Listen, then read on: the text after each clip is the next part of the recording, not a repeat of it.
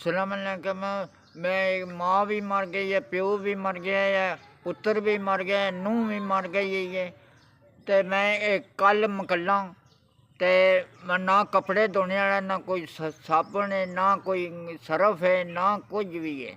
मैं टुकर मांग के खाना।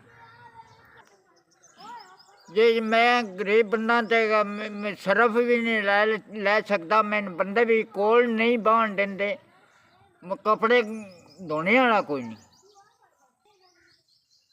मैं टुकर मांग के खाना, कभी तंदूरे से लेना, कभी मांग के खा लेना। ते एक राबे ते एक मैं हाँ, ना जुत्ती है ना कपड़ा।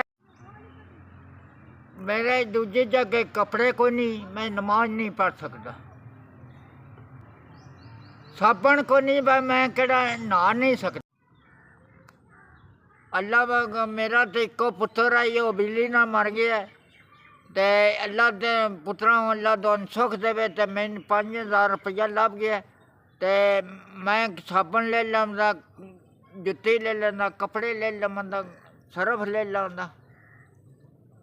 पुत्रा मैं मेरे हो तो अल्लाह दोन सुख देवे, तो अल्लाह तंदुरुस्ती देवे। मैं 5000 रुपया लभ गया, मैं टुकर खा लांदा, मैं हर शे दोन अल्लाह चोखा देवे। अल्लाह जिंदगी देवे, ते अल्लाह तुहाडा कारोबार चलता रहे, ते अल्लाह तुहानू चोखा देवे। ते मैनू तुसीं तुहाडा मैनू दिंदे रहो।